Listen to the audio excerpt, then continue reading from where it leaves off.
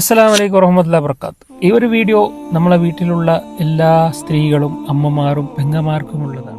അതായത് റസൂലുള്ളാഹി സ്വല്ലല്ലാഹു അലൈഹി വസല്ലമ തങ്ങളുടെ അടുത്ത് ഫാത്തിമ ബീവി റളിയല്ലാഹു അൻഹ വന്നു ചോദിച്ചു, എനിക്ക് വീട്ടിൽ ഒരു ജോലിക്കാരിയെ വേണം, എനിക്ക് ജോലി ചെയ്യാൻ സാധിക്കുന്നില്ല, ബുദ്ധിമുട്ടാകുന്നുണ്ട് എന്ന്. അപ്പോൾ നമ്മളെ പോലെ ഗ്യാസും കുക്കറും വാഷിംഗ് മെഷീനൊന്നും ഇല്ലാത്ത കാലത്ത് അവനോട് ചോദിക്കുന്നത്.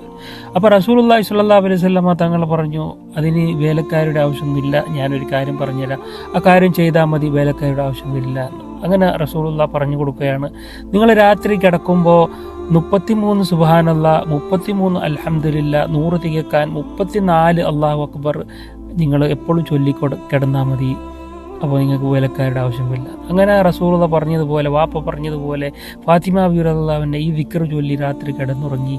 പിന്നീട് ഒരിക്കലും ഒരു വേലക്കാരിയുടെ ആവശ്യം ആ വീട്ടിൽ വന്നിട്ടില്ല എന്ന് ഭർത്താവായ അലി റളിയല്ലാഹു പറഞ്ഞു. എന്താണ് അതിൻ്റെ വലിയൊരു ഗുട്ടൻസ്, അതിൻ്റെ ഒരു സീക്രറ്റ് എന്ന് പറഞ്ഞാൽ, നമുക്ക് റെഡ് ബുൾ കുടിക്കണം അല്ലെങ്കിൽ എനർജി ഡ്രിങ്ക് ഒന്നും കുടിക്കേണ്ട ആവശ്യമില്ല.